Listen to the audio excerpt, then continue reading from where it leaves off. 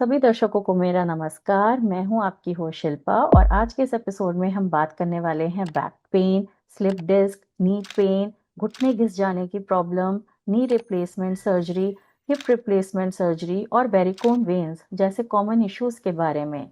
आजकल ये प्रॉब्लम्स इतनी कॉमन क्यों हो गई हैं? क्यों हर घर में किसी ना किसी को बैक पेन होता है और यंग एज में भी नी पेन और स्पाइन इश्यूज दिखने लगे हैं?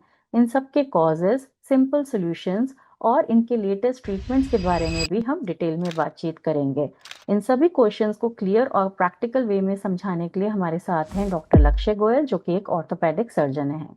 और हाँ, मेरी आपसे रिक्वेस्ट है, अगर आपने मेरे चैनल को सब्सक्राइब नहीं किया है तो प्लीज़ कर लीजिएगा। इससे हमें अच्छे गेस्ट लाने में, आप तक सही और इम्पोर्टेंट इन्फॉर्मेशन पहुंचाने में मदद मिलती है। तो आइए शुरुआत करते हैं। हेलो डॉक्टर लक्ष्य, आपका स्वागत है मेरे चैनल पॉडकास्ट विद शिल्पा में। Hello, ma'am. Thank you for having me here, and it's good to talk to you. तो आज हम सबसे पहले पॉडकास्ट की शुरुआत बहुत ही इम्पोर्टेंट क्वेश्चन से करेंगे। तो डॉक्टर, आजकल ऑलमोस्ट हर घर में आपको एक ऐसा पर्सन मिलेगा जो कहता है कि मुझे बैक की प्रॉब्लम है। क्या ये नॉर्मल है या लाइफस्टाइल डिजीज बन गया है? देखो, बैक पेन एक लाइफस्टाइल प्रॉब्लम बन गया है क्योंकि हमारा पोस्चर बैठने का, हमारा फोन का यूसेज, हम्म। हमारा लैक ऑफ एक्सरसाइज और साथ में विटामिन डी डेफिशिएंसी, ये हम्म। सारे फैक्टर्स एक साथ कंबाइन करके आजकल बैक पेन बहुत ज्यादा कर रहे हैं एंड इट इज मोर और less becoming epidemic. I see lot of patients who have some time in their life back pain and hmm. they are very debilitated by it. तो back pain में लोग सबसे पहले जाके MRI करवा लेते हैं। क्या हर केस में एमआरआई जरूरी होता है? नहीं. सो डॉक्टर के पास जब आप जाते हैं वो आपको इवेल्युएट करेगा. कुछ ऐसे रेड फ्लैग साइंस होते हैं जैसे हम्म। दर्द अगर आपके पैरों में जा रहा है, अगर हम्म। आपको यूरिन पास करने में या स्टूल पास करने में कोई प्रॉब्लम हो रही है, या फिर हम्म। पैर में आपके सुनपन है या पैर में पावर लॉस है, यानी कि हम्म। पैर लड़खड़ा रहे हैं, हम्म। उन केसेस में. और कुछ क्लिनिकल सिम्टम्स भी होते हैं, फीवर और लोकल टेंडरनेस, जहाँ पर हम जो कमर पे हम दबा के देखते हैं, उन केसेस में ही एमआरआई की जरूरत होती है. सब में एमआरआई की जरूरत नहीं होती. हम्म। तो आजकल डॉक्टर लक्ष्य, मैंने देखा है कि नी पेन भी एक बहुत ज़्यादा कॉमन प्रॉब्लम बनती जा रही है, स्पेशली 30-40 एज में। तो ऐसा क्यों है? सो नी पेन के कारण बहुत सारे होते हैं. कुछ कुछ कारण होते हैं जेनेटिक्स के, कुछ कारण होते हैं कि हमारे जो स्पोर्ट्स इंजरी होती है या नी में कोई इंजरी होती है, हम उसको लंबे टाइम तक इग्नोर करते हैं और उस पेन में हम जीना सीख लेते हैं. हम्म। एंड दैट लीड्स टू घुटने का घिसना या फिर जो आर्थराइटिस होता है, वो हम्म। घुटने का आर्थराइटिस उस नेग्लेक्टेड इंजरी की वजह से प्रोग्रेस हो जाता है. और वो हमारे नी पेन का एक बहुत मेजर कारण बन गया है कि नेग्लेक्टेड हम्म। नी पेन को हम ट्रीट नहीं कराते. हम्म। तो जैसे आपने कि बताया घिसे हुए नीज का, तो इसका क्या मतलब होता है? जैसे बहुत सुनने में आता है कि नीज घिस गए हैं, और क्या ये रिवर्सिबल होता है या परमानेंट डैमेज हो जाता है? तो घुटने घिसने का मतलब है, जैसे हमारे अगर घुटने को देखें तो उसमें दो हड्डियां होती हैं, एक थाई हम्म। बोन होती है और एक लेग बोन होती है. हम्म। तो थाई बोन और लेग बोन के बीच में कुशन होता है जिसको कार्टिलेज और मेनिस्कस बोला जाता है. हम्म। उम्र के साथ चोट लगने की वजह से ये कार्टिलेज या मेनिस्कस कई बार घिस जाता है, और उस हम्म। घिसने की वजह से जो हड्डियां होती हैं आपस में पास आ जाती है और हड्डियां आपस में छूने लग जाती है. और हम्म। इस पेन की वजह से, इस हड्डियों के छूने की वजह से घुटने में पेन होता है, और इसको हम घुटने का घिसना कहते हैं. यानी कि हम्म। जो कार्टिलेज और वॉशर आपका घुटने का घिस रहा है उसको हम घुटना घिसना कहते हैं. हम्म। तो इसका क्या इलाज होता है? अगर घुटना एक बार घिस जाता है तो उसकी अलग अलग स्टेजेस होती हैं. स्टेज हम्म। 1 2 3, जिसमें हड्डी आपस में छूने नहीं लगी है, उसको तो हम्म। हम एक्सरसाइज, फिजियोथेरेपी, दवाइयाँ और कई बार घुटने में छोटा सा एक इंजेक्शन लगा के भी मैनेज कर सकते हैं. हम्म। बट अगर हमारा पेन इस स्टेज पे पहुंच गया है कि वो स्टेज 4, यानी कि हड्डियां आपस में छूने लग गई है, तो इन हम्म। दैट केस हमें unfortunately we have to advise the patient a surgery, that is a knee replacement surgery. Okay. तो जैसे कि कई बारी हमने देखा है ऐसा कि जैसे ही लोगों को बैक पेन या नी पेन की शुरुआत होती है तो लोग कैल्शियम टैबलेट्स अपने आप शुरू कर देते हैं। तो क्या सबको कैल्शियम लेना चाहिए, और क्या ये बिना टेस्ट के लेना ठीक है? जनरली स्पीकिंग एक एवरेज इंडियन डाइट में 500 टू 700 मिलीग्राम कैल्शियम जाता है, और हमारी हम्म डेली रिक्वायरमेंट कैल्शियम की अराउंड 1000 टू 1200 होती है। हम्म तो डाइट हमारी in general is deficient in calcium, तो हमें हम्म कैल्शियम तो लेना चाहिए। ऑब्वियसली एक डॉक्टर की एडवाइस भी लेना चाहिए, क्योंकि कुछ कंडीशंस ऐसी होती हैं जिसमें कैल्शियम लेने से आपको नुकसान भी हो सकता है। सो डॉक्टर हम्म आपके कुछ मेडिकल टेस्ट कराएगा, आपका एज देखेगा, आपके बाकी पैरामीटर्स देखेगा, और उसके हिसाब से आपको कैल्शियम देगा। आई थिंक ये बहुत इंपॉर्टेंट इंफॉर्मेशन है जो आपने हमारे व्यूअर्स के लिए बताई है, क्योंकि ये हर घर में प्रॉब्लम है। लोग जैसे ही 40 की एज क्रॉस करते हैं तो लोग अपने आप ही कैल्शियम खाना शुरू कर देते हैं विदाउट नोइंग हम्म। कि कैल्शियम वाकई में कम है, ज्यादा है, क्या है। Correct, correct, it is always good to consult, because बहुत सारी कंडीशंस में हम कैल्शियम ज्यादा नहीं देना चाहते, वो नुकसान भी कर हम्म सकता है। कर सकता है। तो आपने जब जैसे नी रिप्लेसमेंट की बात करी, तो कब ये एक्चुअली में नेसेसरी होता है नी रिप्लेसमेंट?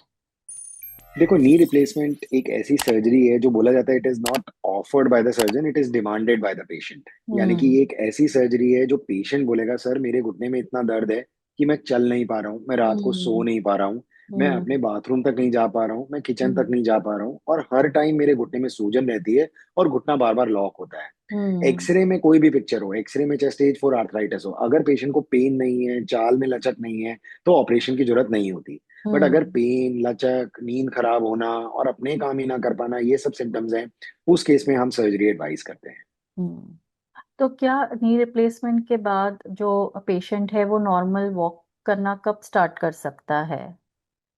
देखो, नी रिप्लेसमेंट में या तो एक घुटना करा जाता है या दोनों घुटने आपके बदले जाते हैं। अगर हम्म हम एक घुटना या दोनों घुटने बदले, मोर और लेस रिकवरी इस तरीके से होती है कि ऑलमोस्ट 2 हफ्ते के करीब हमें वॉकर का इस्तेमाल करना होता है। दो हम्म हफ्ते के बाद वॉकर को छोड़ के हम पेशेंट को स्टिक पे ले आते हैं, वो स्टिक हम्म पे करीबन 2 हफ्ते और स्टिक पे चलते हैं। कहीं ना कहीं 1 महीने से 1.5 महीने के बीच में आप वॉकर और स्टिक से इंडिपेंडेंट हो जाते हो। And hmm as far as your अगर आपको बाथरूम जाना और अपने काम करने वाली आप बात कर रहे हो, तो वो तो हम्म पेशेंट सब 4-5 दिन बाद ही कर पाते हैं कंफर्टेबली। हम्म। तो जैसे कि हिप पेन और बैक पेन की अगर मैं बात करूं तो उन दोनों में क्या डिफरेंट है? डिफरेंशिएट क्या है? कैसे लोग डिफरेंशिएट करें उस चीज को? देखो, हिप पेन जनरली आपके ग्रॉइन रीजन में आगे की तरफ होता है, यानी कि हम्म आगे आपके थाई में पेन आ रहा है, या हम्म आगे आपके पैर में पेन हो रहा है, तो वो जनरली हिप पेन होगा। जो कमर का दर्द हम्म होता है वो बैक से शुरू होता है और पीछे की तरफ टांग में पूरा नीचे तक जाता है।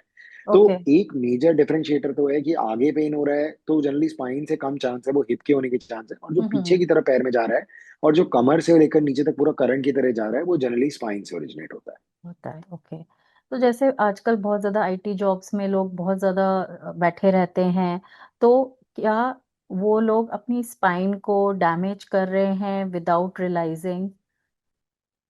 Absolutely. In fact there is a rule called rule of 20। Rule of hmm 20 होता है, हर 20 मिनट में आपको 20 फीट दूर देखना है और 20 सेकंड के लिए आपको खड़े होकर घूमना है। यानी हम्म कि आपको हर 20 मिनट्स में you have to move your body. And movement is medicine, basically it is not your posture. आपको हर हम्म 20 मिनट में आप मूव करोगे तो आपकी मसल एक्टिवेट होंगी, और हम्म आपका बैक पे जो लोड आ रहा है वो कम हो जाएगा। तो every 20 minutes if you keep moving, your spine is not going to get bad. तो हम्म इसलिए जो आईटी में 8-8 घंटे बैठे रहते हैं, it is not the posture, posture भी एक हम्म फैक्टर है, बट वो हम्म कंटिन्यूअसली लंबे टाइम तक बैठे रहना इज अ प्रॉब्लम। प्रॉब्लम एक ही साथ आप बैठे हुए हैं, आप बिल्कुल भी मूवमेंट नहीं कर रहे हैं। एग्जैक्टली, ये बहुत अच्छी एग्जैक्टली, आपने यस। इम्पोर्टेंट इन्फॉर्मेशन दी है, क्योंकि बहुत सारे लोग नहीं रियलाइज करते और फिर धीरे धीरे वो उनकी स्पाइन में प्रॉब्लम होने लगती है। बिल्कुल, बिल्कुल, बिल्कुल।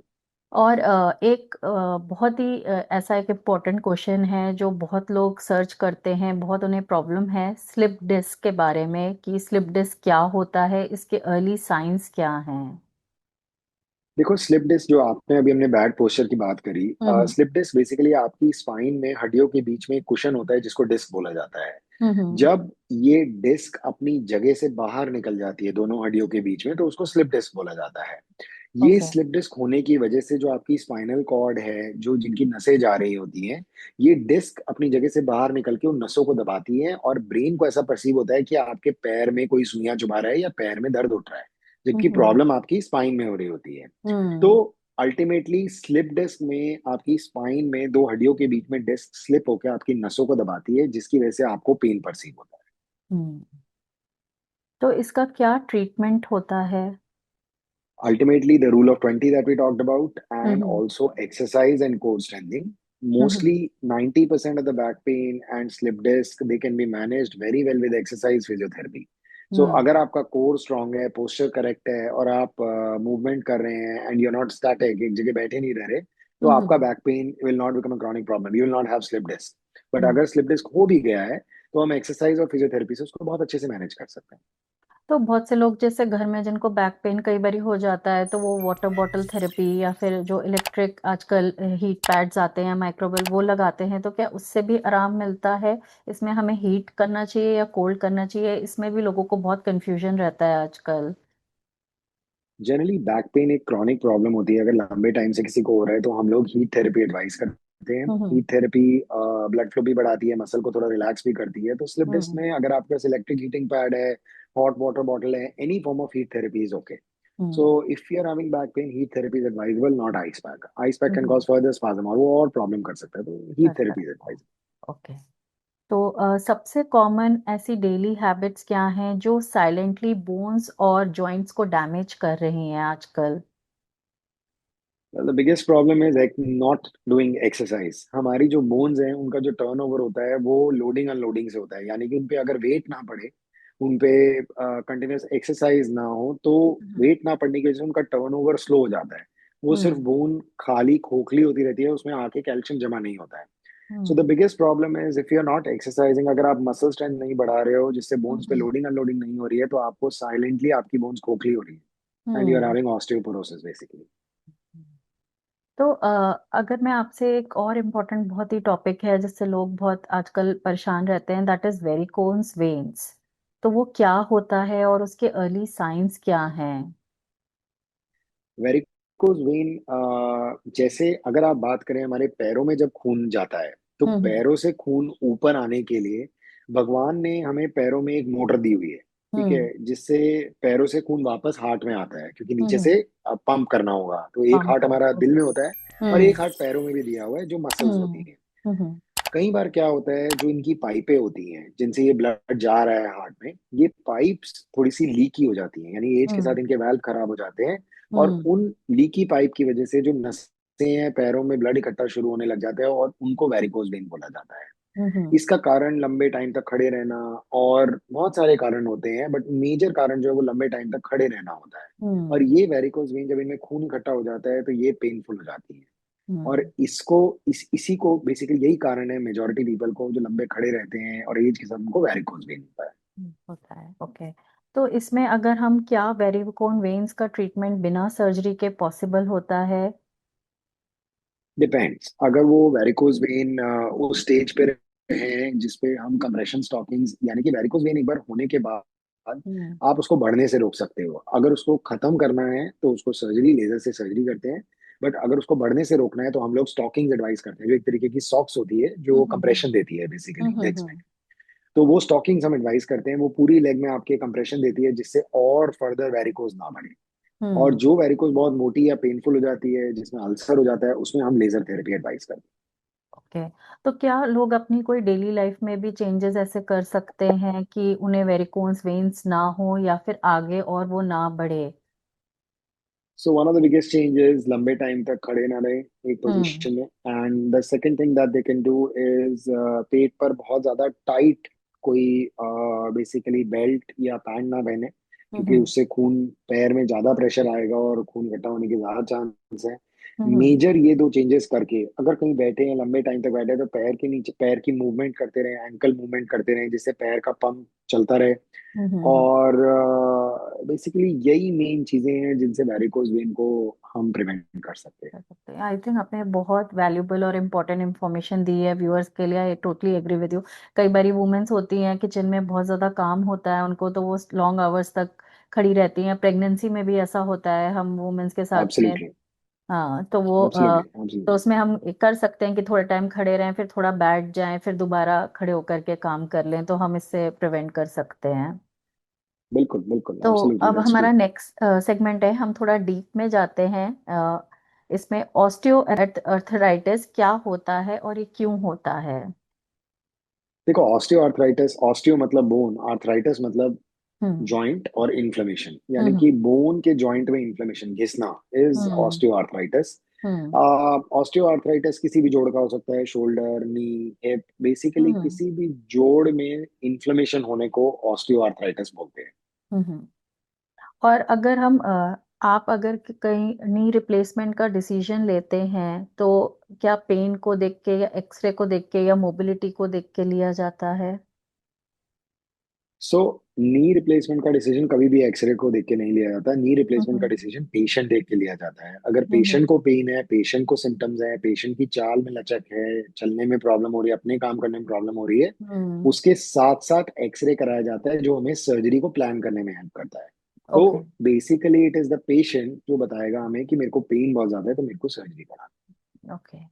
तो अगर कोई नी रिप्लेसमेंट को डिले करता है तो क्या कॉम्प्लिकेशंस होते हैं हो सकते हैं? देखो, ultimately movement dictates quality of life. अगर आप हम्म। मूव नहीं कर पा रहे हो, आप हर टाइम दर्द में रह रहे हो, चिड़चिड़े रहोगे, आपको पेन हम्म। किलर मेडिकेशन लेनी पड़ रही है, वो पेन किलर लेने की वजह से आपकी किडनीज पे नुकसान होगा, लिवर पे नुकसान होगा। हम्म।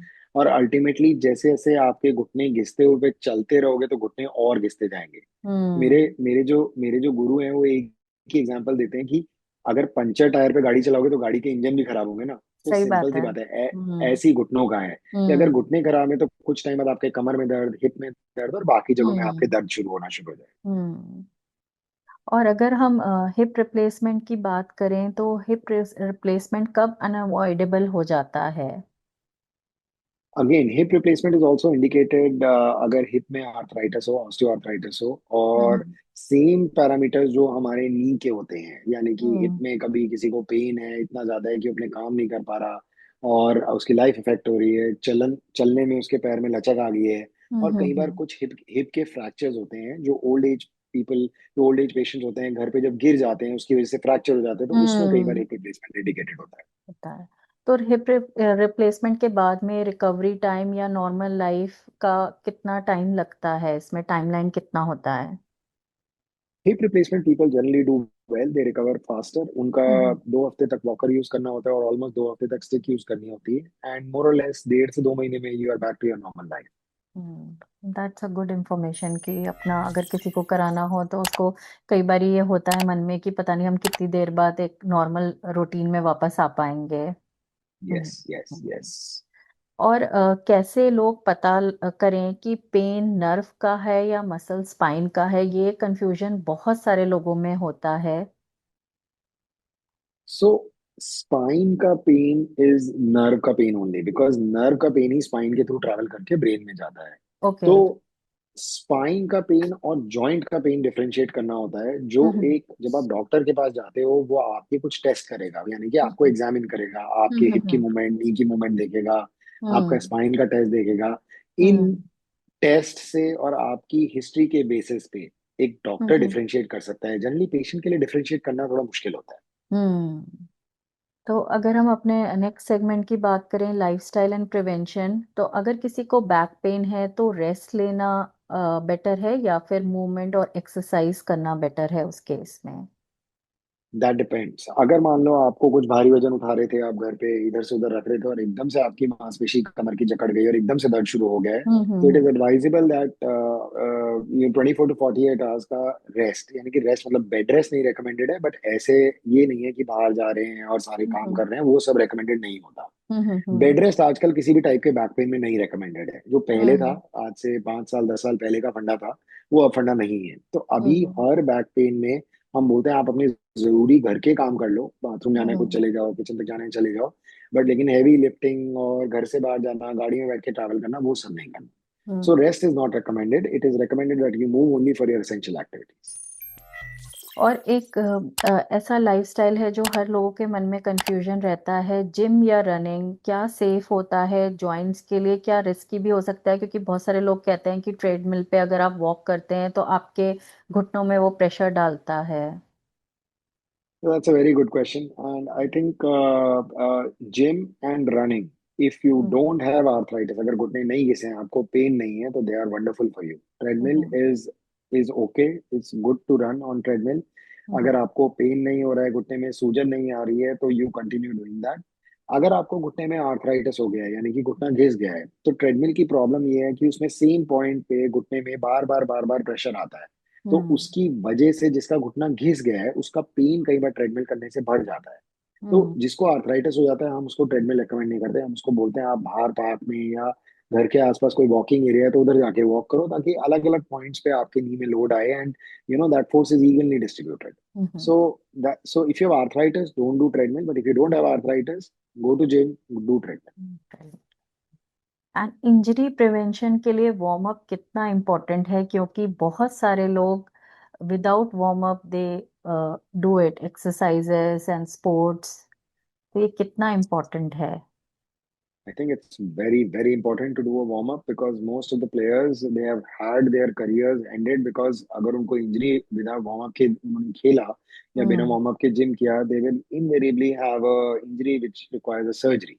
So हम्म। वार्म अप करने से मसल का ब्लड फ्लो बढ़ जाता है, मसल की हम्म। जो लेंथ होती है वो बढ़ जाती है and you are able to do loading unloading better of the hmm. Muscles. तो हम्म। वार्म अप करना बहुत जरूरी है, किसी भी एक्सरसाइज से पहले एटलीस्ट 10 मिनट स्टैटिक और डायनामिक दोनों स्ट्रेचेस, हम्म। और अगर कोई स्पोर्ट्स खेलते हैं तो स्पोर्ट्स स्पेसिफिक वार्म अप्स भी होते हैं, हर स्पोर्ट्स के अलग हम्म। वार्म अप होते हैं. तो you hmm. Start doing that, तो basically it's very important. I agree with you completely, क्योंकि बहुत सारे लोगों को इस बारे में नहीं पता होता, वो डायरेक्टली शुरू कर देते हैं स्पोर्ट्स खेलना। कई बार होता है हम अपने फ्रेंड्स के साथ भी है कुछ, and then they it leads to injury at times also. या दैट्स तो ट्रू. नेक्स्ट अगर हम विटामिन डी की बारे में बात करें, जो आपने शुरू में बोला था बहुत इम्पोर्टेंट होता है हमारी बोन हेल्थ के लिए, तो मैं आपसे ब्रीफ में जानना चाहूंगी कि ये क्या रोल प्ले करता है हमारी बोन हेल्थ में? सो विटामिन डी एक तरीके का ट्रक है जो कैल्शियम के हम्म। पत्थर हमारे पेट से हमारी हड्डियों तक लेके जाता है. तो हम्म। अगर आप कैल्शियम खा रहे हो बट साथ में विटामिन डी नहीं खा रहे, तो वो कैल्शियम आपकी हड्डियों तक पहुंच नहीं पाएगा. हम्म। सो कैल्शियम को पहुंचाने का काम बेसिकली विटामिन डी करता है. Hmm. So vitamin D acts as a carrier of calcium, and it is important for even muscle. It is important even in brain. It has a lot of role. तो हम्म। Vitamin D का adequate intake लेना और adequate level maintain करना बहुत जरूरी हम्म। तो क्या इसमें सिर्फ सनलाइट ही जरूरी है या इनफ होती है, या फिर हमें सप्लीमेंट्स की भी जरूरत पड़ सकती है? क्योंकि पहले हम देखते थे कि हमारी मदर्स वगैरह, दादी नानी बहुत सनलाइट में बैठा करती थी, बट आजकल ड्यू टू टाइम कंस्ट्रेन और सबका लाइफस्टाइल इस तरीके का हो गया है कि थोड़ा सनलाइट नहीं इतना ले पाते हैं लोग। तो क्या सप्लीमेंट्स लेना जरूरी हो गया है? So sunlight, yes, 10 to 15 minutes of daily sunlight, but I mean, I stay in Delhi. यहाँ पर it's not the best weather to take sunlight most of the hmm. times. हम्म। तो फोर्टिफाइड फूड्स आते हैं, फोर्टिफाइड मिल्क आता है जिसमें vitamin D डाला होता है. वेजिटेरियन ऑप्शंस बहुत कम होती हैं विटामिन डी की. अगर हम्म। आप if you can take non veg तो you have good sources of vitamin D. But लेकिन हम्म। वेजिटेरियन ऑप्शन अनफॉर्चुनेटली बहुत कम होती है. You have to take fortified food. या हम्म। तो फोर्टिफाइड मिल्क ले लो, फोर्टिफाइड या विटामिन डी की टैबलेट लेनी पड़ती है. So there is no way to compensate vitamin D for vegetarian, you have to take a tablet. And I think ये बहुत सबके लिए बहुत ही इम्पोर्टेंट पॉइंट है कि अगर आप नहीं ले पा रहे हैं तो आप ये सब सोर्सेज आप ले सकते हैं विटामिन डी, इन सब चीज़ों से। यस यस, अगर आप नहीं ले पा रहे हैं तो it is important for you to take from hmm. Diet fortified food. Specially milk आते हैं बहुत सारे जिनमें विटामिन डी डाला हम्म। होता तो नेक्स्ट हमारा सेगमेंट है इंजरीज एंड इमरजेंसी केयर के बारे में। तो फ्रैक्चर और स्प्रेन में डिफरेंस कैसे पता चले? है. सो फ्रैक्चर बेसिकली मतलब हड्डी का टूटना, एंड स्प्रेन हम्म। इज आपका मसल का लिगामेंट का बेसिकली स्प्रेन होना.